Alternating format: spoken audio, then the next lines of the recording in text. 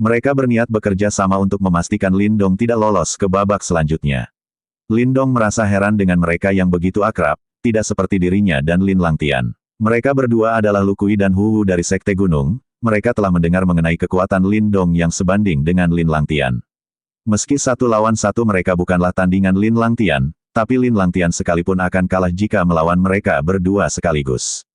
Di sini Lindong menegaskan bahwa meski mereka bisa mengalahkan Lin Langtian itu bukan berarti mereka bisa mengalahkan dirinya. 2 palu pengguncang langit langsung dikeluarkan. Ini adalah teknik gabungan dari Sekte Gunung. Tak seperti harapan mereka, Lindong dengan mudah menahan serangan tersebut hanya dengan 1 tangan. Tanpa usaha yang berarti Lindong melemparkan mereka berdua yang membuat mereka terkejut akan kekuatan Lindong. Melihat kekuatan Lindong mereka takkan menahan diri lagi, dengan menggunakan teknik dari Sekte Gunung tubuh mereka menjadi semakin besar. Teknik ini bernama Tubuh Iblis Gunung.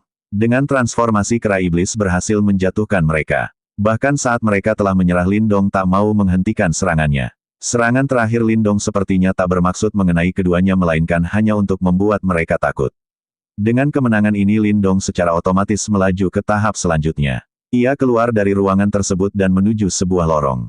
Di depannya ada sebuah pintu, pintu tersebut mengarah ke suatu ruangan yang mana ruangan tersebut terdapat banyak sekali pilar. Di tempat seperti ini akan sulit jika digunakan untuk bertarung. Beberapa saat ia menunggu terlihatlah Huang Puying yang berada di belakangnya. Lindong tak menyadari kehadiran Huang Puying. Huang Puying melancarkan serangan diam-diam yang membuat Lindong mengalami sedikit goresan. Huang Puying memperkenalkan dirinya, ia juga mengatakan bahwa dirinya adalah orang yang menyukai Ling Qingsu. Ia menyukainya sejak pertama kali mereka berjumpa. Namun saat ia berusaha mendekatinya Ling Qingsu memperingatkan dirinya untuk berhenti melakukan hal tersebut. Di saat itulah ia merasa hatinya terluka dan sakit. Ia bersumpah sampai akhir hidupnya Nona Qingsu akan selalu di hatinya. Alasan mengapa Huang Puying membenci Lindong ialah karena Ling Qingsu pernah menyebutkan nama Lindong. Maka dari itu ia pun penasaran dengan apa yang dilakukan oleh Lindong kepada Nona Qingsu. Lantas Lindong memberitahu bahwa dirinya bersumpah jika suatu saat ia menjadi pria yang pantas baginya maka ia akan menjadikan Ling Qingsu istrinya. Mendengarnya membuat Huang Puying marah dan berniat menghancurkan Lindong. Serangan tiba-tiba dilancarkan namun anehnya Huang Puying menghilang. Ia berada di atas Lindong mengarahkan pisau bayangan sembari tersenyum sinis. Kali ini Lindong menyadarinya, ia melakukan serangan balik namun Huang Puying kembali menghilang dari pandangannya. Huang Puying benar-benar bisa menyembunyikan auranya sampai Lindong tak bisa mendeteksinya. Dari bawah lantai Huang Puying muncul, ia berhasil melakukan serangan diam-diam. Untungnya Lindong dapat menahan serangan tersebut tepat waktu, di sini Lindong kebingungan karena setelah menyerang Huang Puying kembali menghilang. Kemampuannya bersembunyi inilah alasan Huang Puying mampu mengalahkan lawan yang lebih kuat darinya. Jika terus seperti ini, kekuatan Lindong tidak akan berguna. Sekali lagi Huang Puying melakukan serangan. Meski Lindong menahannya dengan energi Yuan tapi tidak sepenuhnya menahan semua serangannya. Lindong menduga jika serangan ini mengandung energi mental. Dengan sombong Huang Puying berkata saat aku menyatu dengan kegelapan tidak akan ada yang bisa menahan seranganku. Belum tahu nih Huang Puying, memang harus dikasih paham sama Lindong. Lindong mempunyai simbol leluhur pelahap yang mampu melahap apa saja termasuk energi bayangan Huang Puying jika energi tersebut menghilang, kemungkinan Huang Puying sudah tidak akan bisa bersembunyi lagi. Kemudian Lindong memancing Huang Puying keluar, setelahnya ia menggunakan simbol leluhur pelahap melahap energi bayangan tersebut. Hal ini membuat Huang Puying tak percaya, padahal dengan teknik ilusi bayangan ini ia mampu membunuh praktisi ranah manifestasi. Ia tak menyangka bahkan di belakang pilar tak ada bayangan sama sekali. Lindong pun dengan mudah menghajarnya habis-habisan. Huang Puying meminta Lindong untuk tidak sombong karena berdasarkan kekuatan Lindong saat ini, Lindong tak memenuhi syarat untuk mendekati Ling Qingsu. Mendengarnya membuat Lindong kesal dan mengancam akan membunuh Huang Puying. Huang Puying mengatakan tentang latar belakang Ling Qingsu. Dia benar-benar berada di tingkat yang jauh melebihi apa yang dipikirkan oleh Lindong. Meskipun Lindong dianggap sebagai jenius dinasti Yan, dibandingkan dengannya Lindong bukanlah apa-apa. Bahkan di matanya orang ranah nirwana hanyalah orang biasa. Ia juga menegaskan orang seperti mereka hanya bisa mengagumi dan memujanya sebagai dewi. Ada sesuatu yang mustahil untuk dimiliki di dunia ini. Lindong tak terpengaruh dengan cerita Huang Puying, ia masih yakin akan kekuatannya, ini hanya masalah waktu, ia hanya harus menjadi lebih kuat darinya. Ia pun meninggalkan Huang Puying, di bangku penonton seseorang bernama Wei Luo mengucapkan selamat atas kemenangan Lindong.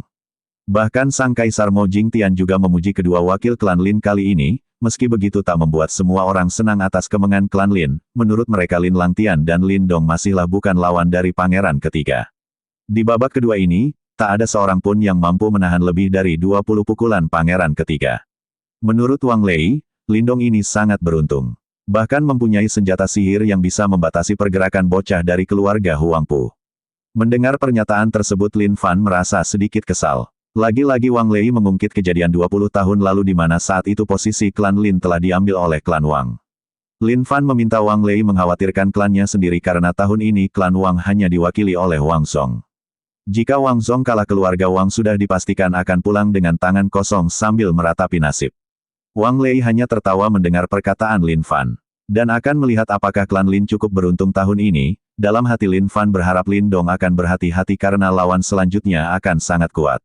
Di tempat Lin Dong berada ia telah masuk ke dalam ruangan terakhir. Ia mendapati Wang Song telah berada di sana. Mereka berdua sama-sama ingin mengamankan posisi untuk mewakili dinasti Yan dalam perang 100 dinasti. Pertarungan pun dimulai. Anak panah hitam melesat dengan cepatnya, namun itu bukanlah apa-apa bagi Lin Dong. Ia menangkapnya lalu mengembalikan serangan itu kepada Wang Song. Di sini Lin Dong berusaha memprovokasi Wang Song agar mau menunjukkan kekuatannya yang sebenarnya.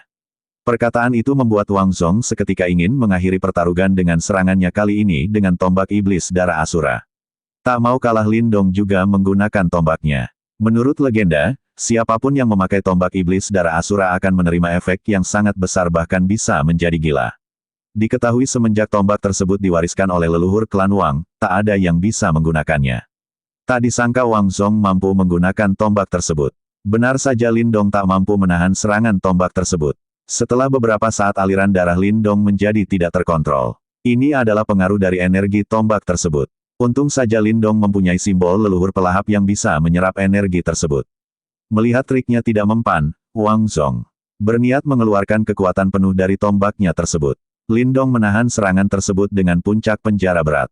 Wang Song seketika terkejut tak menyangka Lin Dong mempunyai pusaka jiwa. Setelah berhasil menahannya Lin Dong melemparkan pusakanya tersebut. Hal ini memaksa Wang Song menggunakan mode Haus Darah Asura. Sekali lagi Lin Dong menggunakan puncak penjara berat untuk menekan Wang Song. Tak disangka Wang Song mampu menahan serangan tersebut. Kemudian Lin Dong menahan gerakan Wang Song dengan tekanan gravitasi. Begitu pergerakannya terhenti, Lin Dong kembali melakukan serangan bertubi-tubi yang membuat sudut mulut Wang Song mengeluarkan darah. Hal ini benar-benar membuat Wang Song marah, ia pun menyatu dengan senjatanya. Lin Dong tahu teknik ini sangat kuat maka dari itu ia menggunakan kurungan jari surgawi untuk melawannya. Bahkan Lin Dong juga menyerap energi dari tombak darah tersebut yang membuat Wang Song terkejut tak percaya. Terjadilah ledakan yang luar biasa. Namun belum diketahui siapakah yang memenangkan pertarungan. Di luar arena Pangeran Mo Ling berhasil keluar pertama, disusul oleh Du Yun, Zhong Men dari suku Barbar. Lin Langtian sebagai juara keempat. Tersisa satu peserta lagi, antara Wang Song atau Lin Dong. Di sini Wang Lei masih yakin jika Wang Song yang akan menang. Saat yang lain meragukan Lin Dong, Lin Langtian menegaskan bahwa Lin Dong itu lebih kuat dari Wang Song. Ia mengatakan itu bukan karena mereka berasal dari satu klan melainkan Lin Dong memanglah kuat, hal itu diperkuat oleh pendapat dari pangeran ketiga. Lagi-lagi Wang Lei terlalu percaya diri mengatakan bahwa Wang Song masih bertarung hingga saat ini, dan yakin akan menjadi pemenangnya. Lin Fan hanya terdiam mendengarkan ocehan dari Wang Lei. Beberapa saat kemudian terdengar suara dari pintu terakhir, itu adalah Wang Song namun semuanya terkejut ketika melihat Wang Song tumbang. Terlihat keluarlah Lin Dong yang masih dalam keadaan sehat jasmani dan rohaninya. Dengan segera Wang Yan menghampiri kakaknya yang tumbang. Wang Lei yang tak terima jenius terkuat di klan mereka dilukai oleh Lin Dong. Ia pun menyerang Lin Dong. Saat Lin Dong berniat menggunakan boneka iblis darah. Lin Fan menghentikan serangan Wang Lei tepat waktu, sepertinya Wang Lei dibutakan oleh amarahnya hingga ia berbuat nekat menyerang seorang junior. Ia tak memikirkan apa yang ia lakukan membuat harga diri klan Wang hilang, Wang Lei berpikir Lin Dong menggunakan cara curang untuk mengalahkan Wang Song.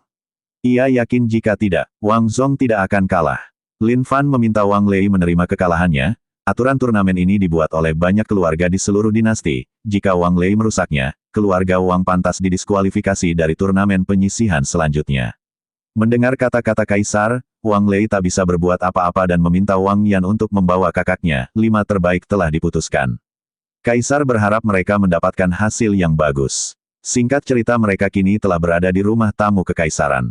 Lindong masih tidak menyangka Wang Zhong itu kuat, meski begitu level jenius di sini bisa disebut biasa-biasa saja di antara 100 dinasti. Jika Lindong tidak mempunyai simbol leluhur pelahap dan batu jimat leluhur itu akan sangat berbahaya. Selain itu Lindong merasa Lin Langtian selalu melihat dirinya dengan mata penuh kebencian. Saat perang 100 dinasti ia yakin Lin Langtian akan mencari kesempatan untuk menyerang dirinya.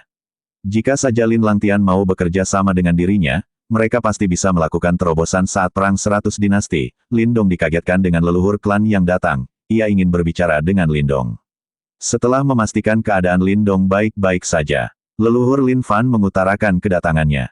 Ia mengaku meski kali ini klan Lin mendapat pencapaian besar dengan terpilihnya dua kandidat. Tapi hubungan Lindong dengan Lin Langtian membuat dirinya pusing. Ia ingin permasalahan mereka dapat diselesaikan. Selain itu ia juga akan memperingatkan Wang Lei agar tidak macam-macam. Jika klan Wang bersikeras maka tidak ada jalan lain selain berperang. Leluhur klan Lin menjelaskan medan perang kuno berada di tempat gaib. Ada banyak energi nirwana, jika beruntung maka bisa membuat pil nirvana. Ia meminta Lindong mengumpulkan pil nirvana secepat mungkin. Dengan begitu maka bisa menyerang seorang di ranah nirvana. Pada saat itu kepala keluarga Lin menghabiskan 200.000 pil nirvana untuk mencapai alam nirvana. Ia mewanti-wanti Lindong agar mengambil kesempatan untuk mencapai ranah nirvana secepat mungkin. Mendengar itu Lindong terkejut bukan main. 200.000 itu sangat banyak. Ia saja saat ini hanya memiliki 1.000 pil nirvana. Leluhur memberitahukan bahwa di tempat itu banyak ruang monumen besar dan di dalamnya ada banyak sekali pil nirvana. Namun ada penjaga yang sangat kuat. Setelahnya leluhur Lin berniat pergi. Sebelum itu, ia meminta Lindong agar besok harus pergi ke kolam roh suci untuk latihan. Cairan spiritual di sana bisa meningkatkan peluang untuk mencapai nirvana. Akhirnya Lindong telah mencapai peringkat terbaik di dinasti Yan. Selanjutnya adalah menaklukkan dunia yang lebih luas. Ia berniat menyelesaikan masalahnya dengan Lin Langtian di tempat itu. Selain itu ia juga harus menepati janjinya dengan Ling Qingzu untuk muncul di depannya sebagai pasangan yang layak.